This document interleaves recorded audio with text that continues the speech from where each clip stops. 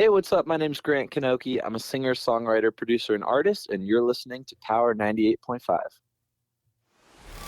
We don't play the social game. We are social. Power 98.5. You're listening to Power 98.5, powered by United Angels Dream, your number one resource for public relations, entertainment, and multimedia. Contact them today at unitedangelsdream.com. Hi, this is Dan Aykroyd. He's progressive. He's beautiful. He's thoughtful. He's intelligent. He's powerful. He's positive. He is Steven Cuoco on Power 98.5 Satellite Radio. Empowering listeners from the US to the UK. Live on air with Steven Cuoco.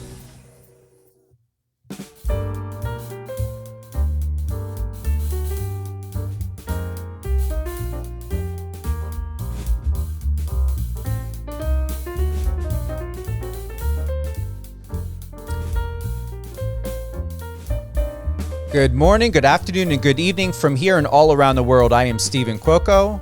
You are live on air with Steven Cuoco on Power 98.5 Satellite Radio. Thank you for tuning in and your patience. It's been a fun-filled, packed day with extraordinary guests and talent. We just were live with Hunter Armstrong. You guys know Hunter. He's an American world-class swimmer and world record holder. And now we've got Tonya Pinkins.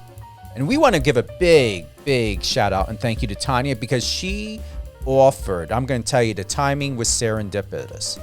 Hunter would like to get into Broadway. And there's a lot of great talent out there. But God set it up for Tonya to be placed in the right spot at the right time to share advice to Hunter. And she did offer Musical Theater Factory. And I did send that information over to him. And I want to give a big thank you to Tonya Pinkins. She's an American actress and filmmaker. Her award-winning debut feature film, Red Pill, feature film, Red Pill, was an official selection at the 2021 Pan-African Film Festival and won the Best Black Lives Matter feature. She has been in the industry for an extremely long time as a seasoned actress, a seasoned professional. And Tonya, we are honored for you to be here with us. Thank you so much for having me, Steve. Well, appreciate it. You deserve this. And this is something I want to give a big thank you and shout out to your representative, Lisa. She has done and continues to do a great job representing her clients and presenting them to the public. And as a representative of the public, for the public, I've watched you for a very long time. When she sent the information over to me, I'm like, wait, what? Tonya? Really? Wow. Where are you at now in your life? What's that, Tonya? I said I love Lisa. She's the best. She really is the best. And why is because her heart's into it. She's not into doing what she does for money. She's into it because she's passionate about the people that she works with and who she represents. She is. Bring us up to speed, Tonya. What's been going on in your life? Because you don't stop. And I know that's a very open, broad question, but really you've owned your lane. You stay in your lane, you own your lane, and you know how to maneuver through life and the things that, most people who do know when it comes to the entertainment industry of what not only women have to go through, but what women of color have to go through, of how resilient and determined and strong and passion. And your passion is unwavering, not only of how you believe in yourself, Tonya, but what you believe in, of what you encompass. Can you tell us more about your passion and how unwavering you've been throughout your career? I love creating. It's something that is deeply felt inside of me. And I think the older I get, the more I get out of the way of that expression coming through me. You know, I think when I'm really at my best, I'm just an instrument of the divine, that it's just using me to express something. And that's the way I like to work. So being in that space of just being an instrument has just allowed me to be creative on so many fronts.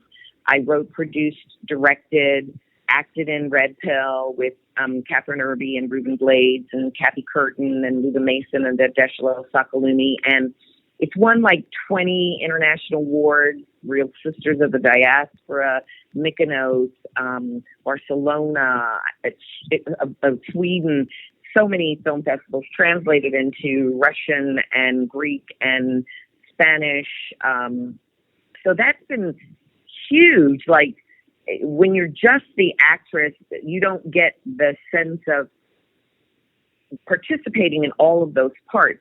So I wrote a book called Red Pill Unmasked, talking about the process of making the movie, before, during, after, and this is my second book, I guess you'd say. Get Over Yourself, How to Drop the Drama and Claim the Life You Deserve is my first book, which Hyperion published in 2006. So everything I write is spiritual, because that's how I approach my life. Like, what's the lesson in it? If there's problems, what's the lesson in it? How am I going to jump over, around, through all of that? So I did the book Red Pill Unmasked, there's an Audible version of it. You can have me read it. And then I have the Red Pill game. So if you go on the website, there's a game that you can play for free to see if you could survive a life with the red pills.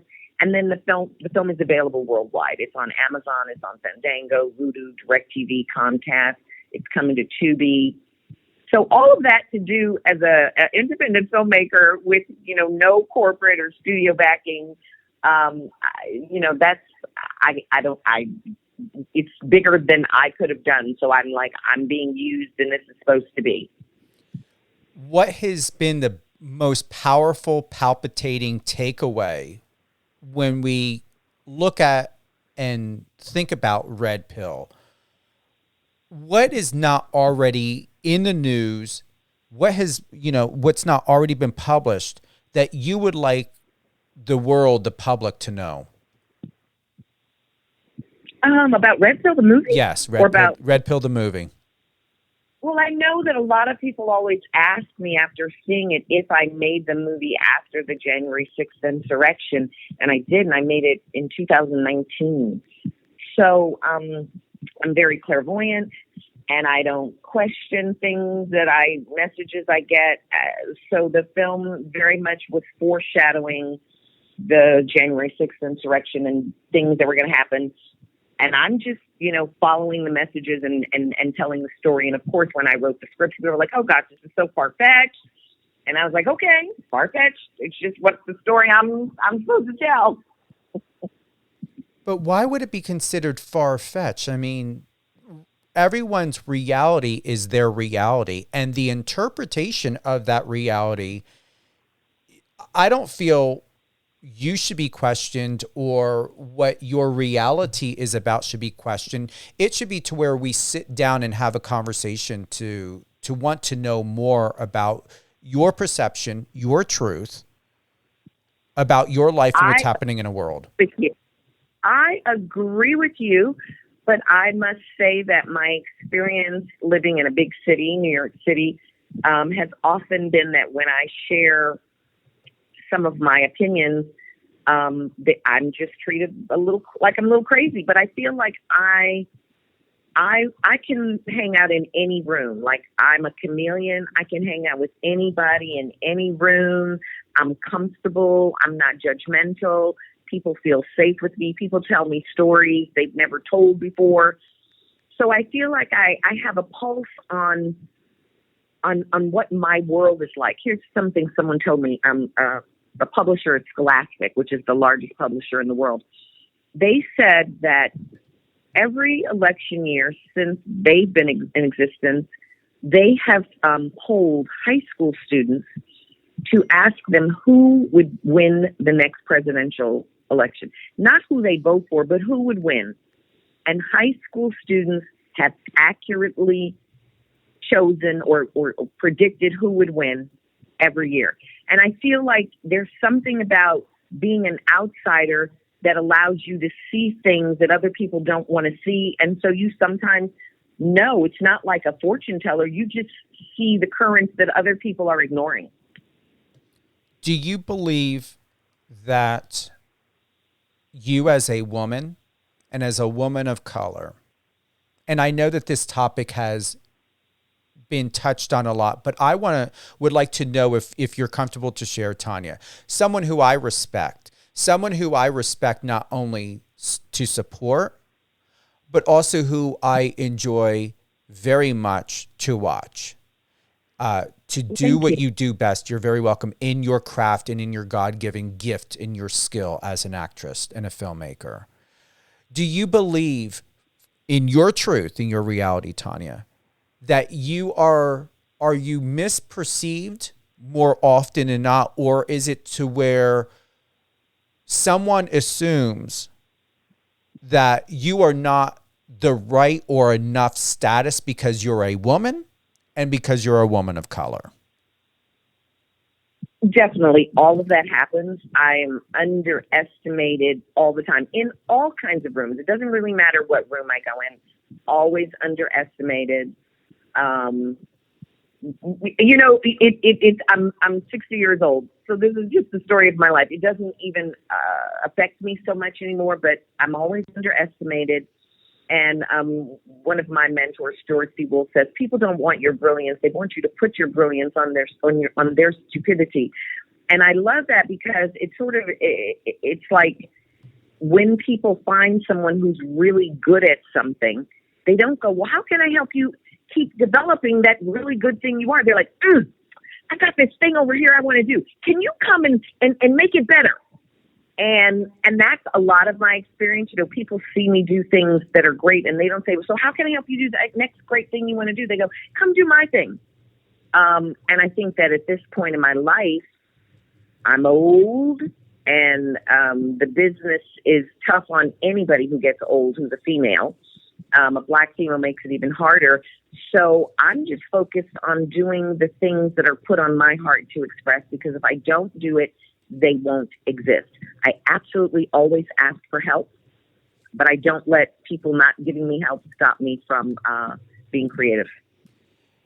I still see, and I'm going to be very, very candid about this. What surprises me is, as an actress, as a professional performer, as someone that is an ally, for upcoming and seasoned artists, having a very intensive, strong background in Broadway. Why is it that I still see people, which is not a problem, a lot more white men that were hugely popular in the 70s and 80s, still have no problem getting roles, but across the board, in women of all color in general, I don't see you guys that often on productions that I would like to see. And if we look at the younger generation, I wouldn't make any sense to me, especially Gen Z and even I'm going to say millennials, how they would even know a lot of these former famous actors from the 70s and 80s on current projects. So why are especially white men, still getting cast for projects that, I'm going to be honest, makes no fucking sense to me? But yet there is still a problem getting women like yourself that are huge of an asset, and whether the younger people would know who you are or not, you're an educator, you're a facilitator. You just enlightened a, world record holder, Olympian, about what to do to enter into Broadway. Why is this a problem here? I have many thoughts about that.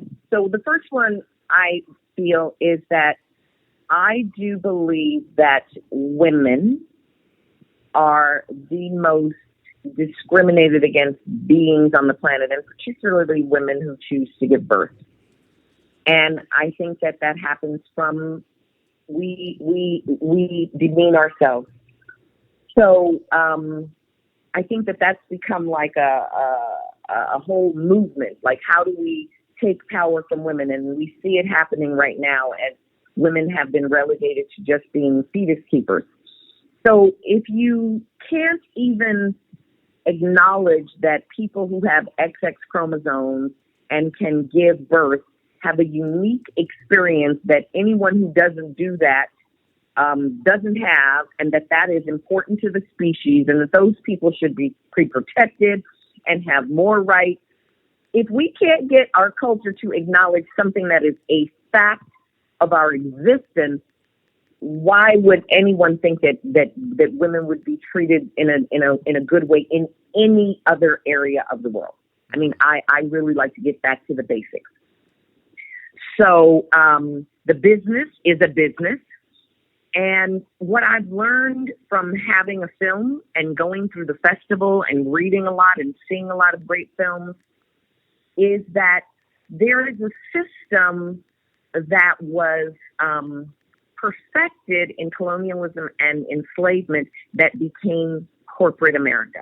I was reading Islanda Robeson Good's book. She was Paul Robeson's wife, and she was his manager. Without her, there would not be a Paul Robeson. And she was describing how in South Africa, they outlawed skilled Black workers from doing the work that they were trained to do. And they could only work for pennies doing the most menial and hard labor. And then white people were given jobs to just look at them working, like supervising them and watch, for hundreds of dollars. That's become our corporate world, where CEOs get 10,000 times what their workers get. And so people keep hiring and giving money to the people that are in their club, in their community. It doesn't matter if you're relevant anymore. You know, when you think people spend $50 million on an ad campaign for an Oscar, there's no merit involved in this. This is business. And how much does it cost to get this award? And what can we do to turn that over? And I don't feel cynical about it. I'm just like, when you accept the facts of how the business works, then you go, okay, well, am I going to spend my time trying to get in that system, or is my creating and connecting to the people who are going to connect to what I have to say important? And neither one is a bad choice, just recognizing the facts of those different kinds of choices. Perfectly expressed. And you know what I really like and appreciate about you, Tonya, is you're very, very statuesque, very elegant. And I'm going to call it out for what it is in a world. And this is not a race thing. I'm biracial. You know, I'm not hetero. I believe it's all about being a good representation, not only for your community, your race, whatever it is that a person is passionate about, what you believe in. Be that best representation and that best representative for yourself and for the people that you associate with directly or indirectly, that you want to be identified and associated as. My whole point and why I expressed and shared that, Tonya, is because you did not sound angry. You did not come across angry. There was nothing hostile within your tone, inflection, or anything. It's very deserving that anyone in the public or public eye, that when you have a thought of something that you are passionate about, that it is labeled as you're an angry Black woman or an angry Black person. Oh, or what does that gay person know? Oh, they're just queer, you know, about, you know, the situation. The labeling and a judgment and everything else really needs to be done away with. I don't know if they call that now gaslighting. It seems like there's a word for everything in this day and age. Oh my God. Yeah, the words for everything. That's it. Let's just call it what it is. It's either a positive comment or viewpoint or thought, or it's just a bullshit shitty one to where it's like, really, if you're not adding to the benefit, then stick to your own self, plant your own garden the way you want to plant it, and just be not of disservice to the public. Well, I hope that everything I do is a blessing. I try to be a blessing and be blessed everywhere I go, and to leave places better for my having been there. I mean, that is a personal goal. Mm-hmm. What has been your most proud, accomplished moment within your life and or your career? In my life, I would say birthing my 4 children at home. And in my career, it would be making Red Film and writing the book and making the game. And, I'm still out here getting it out into the world, that it got distributed. There are thousands of films made every year, and, a handful ever get distribution. So it's kind of a miraculous thing. And, I spent my life saying I wanted to make a film, and I know lots of people who want to make a film, and they're waiting for it to be right, or they're waiting for the right company to come on board, or the right support, or I just was like, I want to make a film. And I did the other route of going and shadowing in television for 3 years, and I was in the ABC Writer Development Program. And I've applied to all the programs, and I wasn't getting in. And so after, 10 or 20 years of doing it the way you're supposed to, I finally was like, I'm going to make a movie by such and such a date. And I, wrote this script, and I went to the professionals and had them budget it and schedule it. I said, this is how much time I have. This is how much money I have. Show me how to do it. And they were like, oh, no, honey, you can't do it. And so then the first person told me no. And then I went to another producer, and they're like, even this estimate that this person said, it's impossible. You can't do it. So I had 2 professional producers telling me, you cannot make a film with the money and time you have. And I was like, well, I've set this goal for myself, so I'm going to make something. I got 10 days. I'm going to shoot what I can, and we'll see what it is when it's done. And happily, it was a feature film. It came in at 87 minutes. I think 77 minutes is what constitutes a feature film. And so just sometimes committing to what you're going to do, and even when everybody tells you you can't. For those that are tuning in, we've got Tonya Pinkins with us today. Very honored. She has won and been nominated for nearly every award there is in American theater. She is a Fulbright specialist. As a producer, writer, and director, she conceived Truth and Reconciliation of Woman, narrative stories and songs for the soul in 10 minutes or less. The women involved in this project span the globe in age, culture, and ethnicity. She is also the star of Red Pill.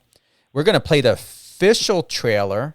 I can go on and on about your accolades, and that's what's beautiful and most important about you, Tonya, is you as a person and as a woman, being identified as a woman, being in a body that is identified as female.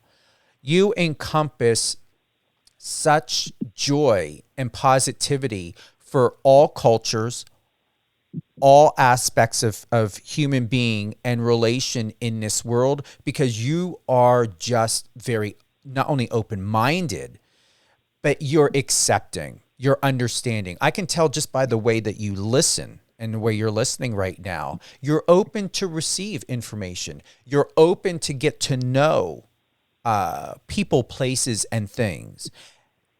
Most importantly, you stand in your own power without waver or judgment, and yet you're still able to stand and to present and represent your own truth that gives me, and I know giving our listeners, the feeling of, wow, I want to step forward within myself and outside of myself to give myself permission to say, it is my time. I am no longer going to wait for somebody else to give me permission. I'm no longer going to wait for someone else to give me recognition to tell me by a news article or this association or this organization, I finally made it. You're always making it. As long as you put your effort forward and know that you are doing right and your best by you and what you believe in for the greater good, you are always an award winner. You're an award winner for those little, mini, and big accomplishments that you are accomplishing for yourself and while inspiring other people and inspiring yourself. Yes, Ashe. Mm-hmm. You ready to listen to the official trailer, Tonya? Let's do it. I know I'm ready. All right, here we go. Award-winning actress, someone I'm looking forward to call my new friend, Tonya Pinkins, Red Pill.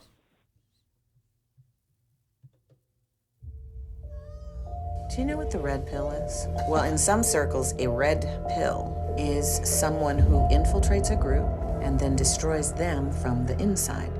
Did you hear about the creature woman that attacked a father and son hunting down here? Good.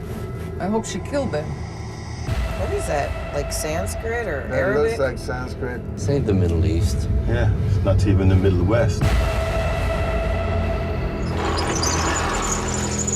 Who would keep something like that?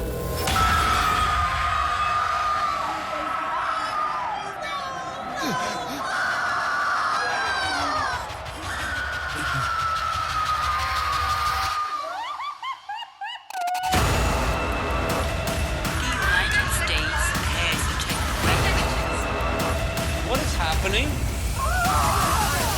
Bobby! The only people missing or dead are brown people.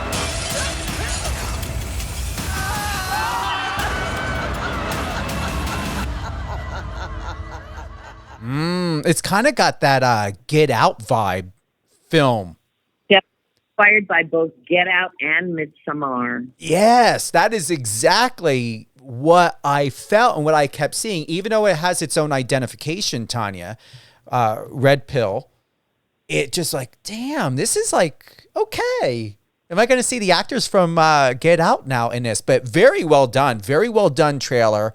And, you know, honestly, this isn't a farce. You know, things like this happen in different ways, you know, cults and, you know, certain things in life. When I see content like this, Tonya, it's not a farce to me. Oh, no, it's not a satire at all. It's very, very, very serious.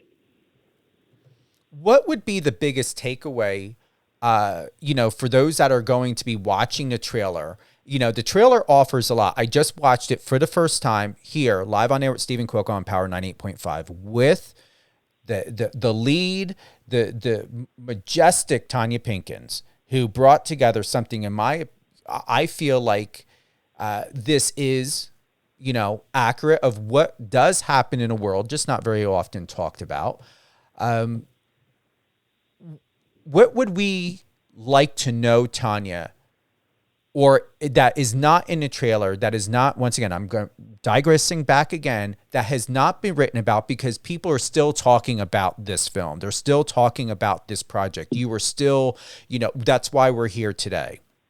And you're going to continue to do this. Fun. It's fun and it's funny. It's campy because those are things I like. You know, I feel like sometimes we get so caught up in the formula that Hollywood says things have to be. But we all have friends who are their own unique, interesting thing that we like about them. And so for me, in making my own movie, I got to put all of these different flavors of my personality into it. So it's very funny and it's very serious and it's very smart. And you can watch it on many levels. And I think every time you watch it, you'll get something else because that was important to me. I like puzzles. And so I wanted to make the film a puzzle. I wanted to give you questions that you're like, what's that? And hopefully by the end, every question you have gets answered. Or if you go back and watch again, all the questions are answered. I love that. So that was something that I got to do because I was in control. I invested my own money in making the film. So yes, anything that's on the screen, it's intentional. There are no mistakes. Like if you go from something really tragic to something really funny, that's on purpose. I like that. I like that kind of high contrast. It works on stage. You know, if you're singing something high and you go to something low, it gets a reaction. I love making art that gets a reaction. I don't care if the reaction is hate. It would be the worst thing that could happen from some art that I made is if someone was just like, I don't know.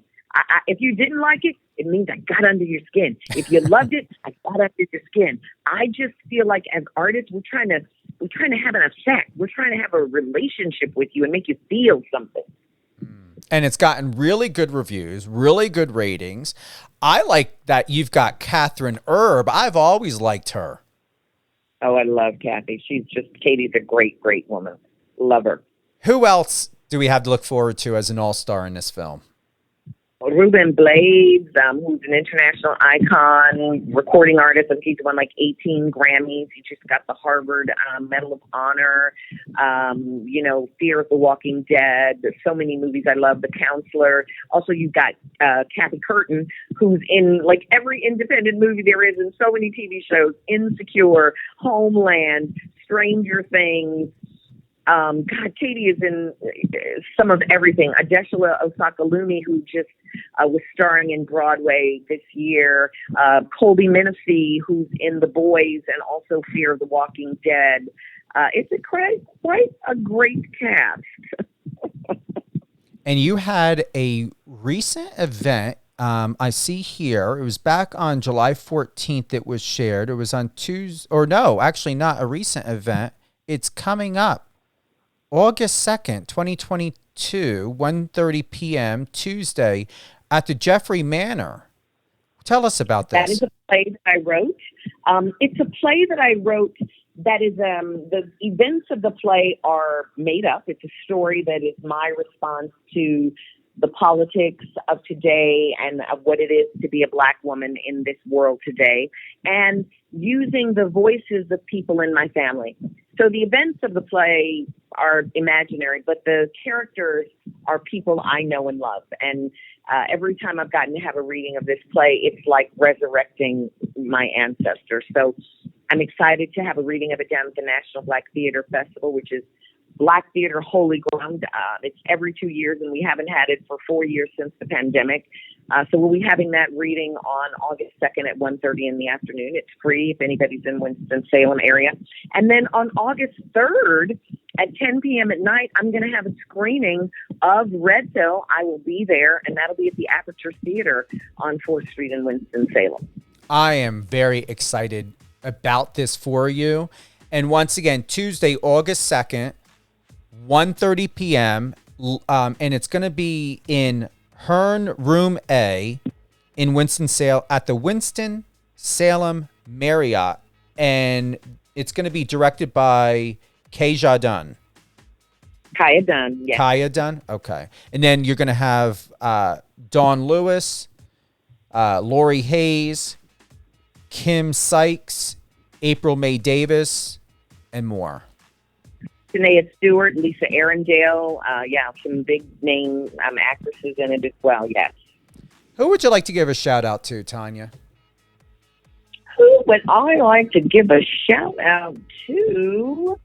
I'm giving a shout out to everybody today to try to just be good to yourself. I think today is like National Self-Care Day.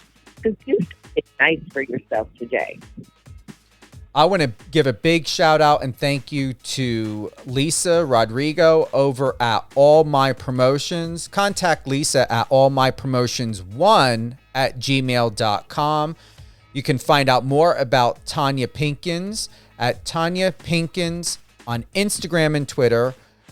Red Pill Movie 20 on Twitter and Red Pill Movie 2020. You can go to www.tonyapinkins.com for all great things of Tonya Pinkins. You've also got, where else to go for the Red Pill movie would you like them to go to? The Red Pill website is fantastic because that's where you can play the game.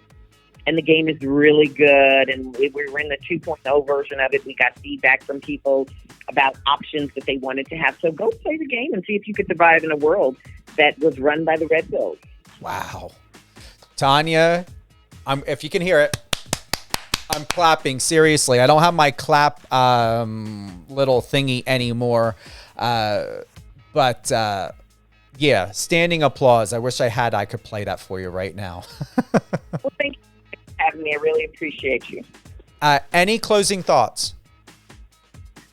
No, just you were lovely to speak with, and I appreciate you taking time out of your day. And now I got my swimming lessons too, so I got to go down to the pool and work on breathing out a little more slowly rather than just blowing everything out through my nose. Exactly. And thank you to Hunter Armstrong for that advice. Tonya, stay in a line. I want to share with you my good friend and my client, Jamal Hill, who is a Paralympian. He won the bronze medal at the Tokyo Olympics. He just recently won 2 silver for our country in Portugal. He taught actor Terry Crews how to swim. I definitely want to give you more information about that, about him, and the great things that you guys are doing. I know both of you could be potentially great assets for each other. Tonya, thank you again. And thank you, Lisa, for setting this up. Thank you. And have a great day. You too. Thank you, everyone, for tuning in live on air with Steven Cuoco on Power 98.5 Satellite Radio. Tonya Pinkins, thank you, thank you, thank you. Lisa Rodrigo, thank you for setting this up. Red Pill, support, get involved. If you love the film Get Out, I truly believe you're going to love this. And the reviews are really high. I see it that this was taken very seriously. Instagram, you can go to All My Promotions 1 to connect to Lisa Rodrigo. Twitter, All My Promotions. Also, Tonya Pinkins, TonyaPinkins on Instagram and Twitter. At Red Pill Movie 20 on Twitter, and at Red Pill Movie 2020. Wow. It's been a long while since we've had an all-star lineup like this today, and what great people. Hunter Armstrong, Tonya Pinkins. We love you guys. Power985.com.